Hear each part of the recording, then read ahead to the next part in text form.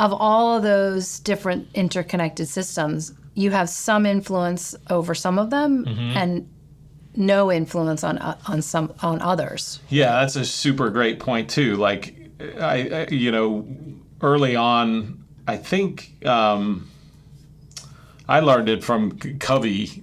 When Covey's 7 Habits or something, but I think it was actually Eisenhower that came up with it, and maybe Covey took it from Eisenhower, I'm not sure.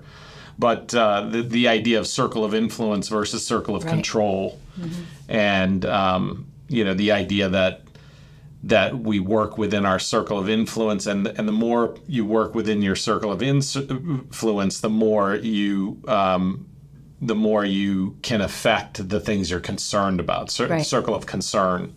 So lots of us have a very big circle of concern, but we start with a pretty tiny circle of influence. Yeah. And then the more we focus on our influence, the more we can grow that influence. And some people, like the President of the United States, maybe has a bigger circle of concern than their circle, a bigger circle of influence than their circle of concern, right? Like the things they care about are smaller than the things that they have influence over. Right.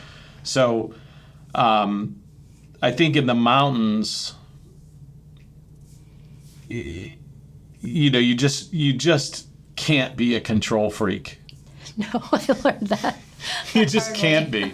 And you'll learn it the hard way if you try to be, because you're not in control. Nature is in control, the weather is in control, the mountains are in control, and the beautiful thing is they're not controlling. So they're just doing their thing. They are what they are. They are what they are, and I think love reality comes from that. Love reality comes from it's almost like something that the mountains teach you, to love reality, because you're not in control. You're a tiny speck on a very large mountain, which is somewhat ironically a tiny speck on a much larger terrain.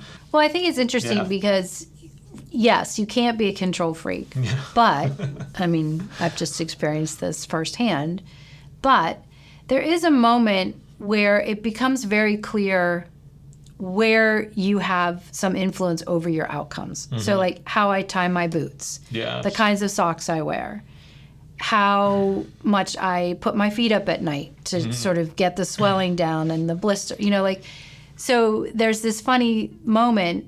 There was a funny moment for me where I was like, okay, these are the things that are just real and that I'm interacting with them. But here are the things I can do at my level to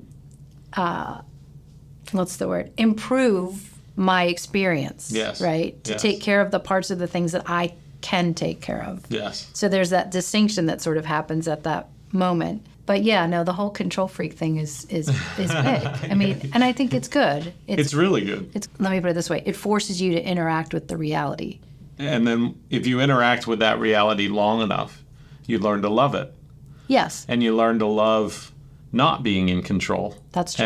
And you learn to love being able to have whatever agency you do have, whatever influence you do have, to determine your comfort and your level of comfort. And that level of comfort isn't always guaranteed. And you start to realize that the mental models that you make are hugely influential on your level of comfort, your level of happiness, and the changing environment doesn't have to affect that attitude. It doesn't have to affect the way that you perceive the world. You get to choose a lot of that.